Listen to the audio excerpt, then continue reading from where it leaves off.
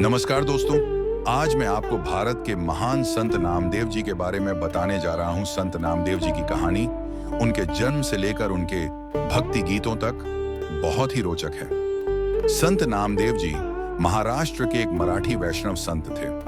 वे विठोबा पंथ से जुड़े थे और पंढरपुर के देवता विठल के भक्त थे। संत नामदेव जी महाराज का जन्म 26 अक्टूबर 1270 में महाराष्ट्र के सतारा जिले में कृष्णा नदी के किनारे बसे नरसी बामणी नामक गांव में एक शिंपी, जिसे सूचिकार दर्जी भी कहते हैं, के परिवार में हुआ था। इनके पिता का नाम दामा शेठ और माता का नाम गोणाई देवी था। इनका परिवार भगवान विठल का परम भक्त था। नामदेव जी का विवाह राधाबाई के साथ हुआ था और इनके पुत्र का नाम नारायण था। नामदेव जी की भक्ति जीवन भर सच्चे प्रेम और श्रद्धा से ओतप्रोत रही। उनका जीवन भगवान के प्रति एक निरंतर प्रेम, भक्ति और समर्पण का उदाहरण था। वह केवल भगवान की पूजा नहीं करते थे, बल्कि अपने भावपूर्ण भजनों और गीतों के माध्यम से भगवान के साथ एक गहरे संबंध की अभिव्यक्ति करते थे। नामदेव जी एक भारतीय संत, भक्त और काव्यकार थे। इन्होंने मराठी के साथ ही साथ हिंदी में भी रचनाएं लिखी। इन्होंने 18 वर्षों तक पंजाब में भगवान नाम का प्रचार किया, जिनकी भक्ति की भावना ने उन्हें न केवल हिंदू धर्म में बल्कि सिख धर्म में भी अत्यधिक सम्मान दिलवाया।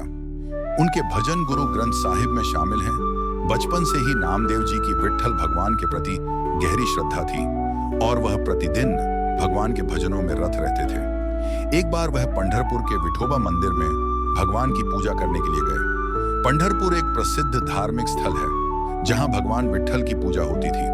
नामदेव जी ने मंदिर में प्रवेश करने के लिए अनुमति मांगी, लेकिन मंदिर के पुजारियों ने उन्हें प्रवेश देने से मना कर दिया, क्योंकि वह उच्च जाति से नहीं थे। लेकिन उन्होंने इससे निराश होने के बजाय भगवान विठल के भजन गाना शुरू कर दिया। वह मंदिर के बाहर खड़े होकर भगवान की महिमा गाने लगे। जैसे ही वह भजन गाते गए, भगवान विठल की मूर्ति अपने स्थान से उठकर बाहर आई और नामदेव जी को बुलाया। भगवान विठल ने उन्हें प्रेम पूर्वक अपनी उपासना करने का अवसर दिया और मंदिर में प्रवेश करने की अनुमति दी। एक दिन संत नामदेव जी भोजन बना रहे थे।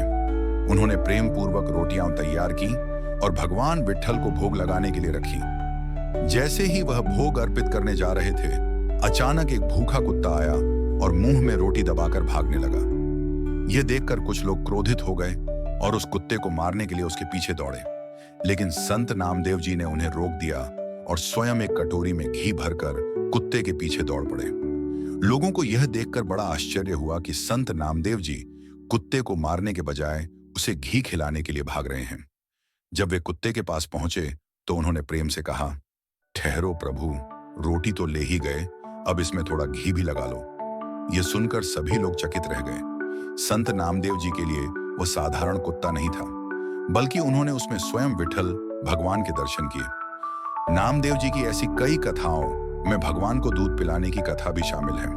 नामदेव जी को भगवान के कई बार दर्शन हुए। नामदेव जी की कथाएं आज भी भक्ति और मानवता का संदेश देती हैं, जो हमें सिखाती है कि भगवान केवल मूर्तियों में नहीं बल्कि हर प्राणी में बसते हैं और भगवान सिर्फ भाव के भूखे हैं। हमें हर परिस्थिति में धैर्य रखना चाहिए और भगवान पर अटूट विश्वास बनाए रखना चाहिए। बोलो संत नामदेव जी महाराज की जय।